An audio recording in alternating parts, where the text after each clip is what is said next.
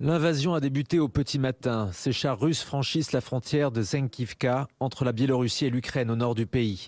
D'autres points de passage sont violés à l'est à la frontière russe selon les gardes-frontières ukrainiens.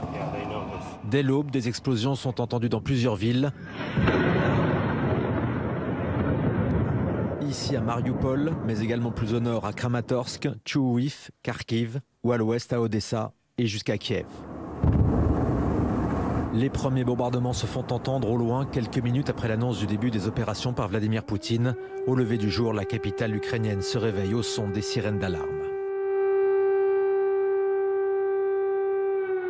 L'armée russe assure qu'elle ne vise que des sites militaires ukrainiens, comme cet aéroport à Choukev, d'où s'échappait un important dégagement de fumée en début de journée.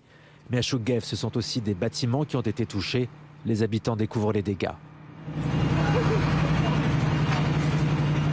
Des tirs de missiles, d'artillerie ou de roquettes comme celle qui tombe sur Kharkiv, la deuxième ville du pays, située près de la frontière russe. Autre ville touchée, celle de Soumy au nord-est, avec cette forte explosion. Les bombardements russes visent des lieux stratégiques comme les aéroports, cible privilégiée des missiles depuis ce matin, comme ici celui d'Ivano-Frankivsk. Depuis le début des opérations, on assiste aussi à une guerre des communiqués. La Russie dit avoir détruit les bases aériennes et la défense antiaérienne ukrainienne. De son côté, l'Ukraine affirme avoir abattu 5 avions et un hélicoptère russe et avoir tué une cinquantaine d'occupants dans la région de Lougansk.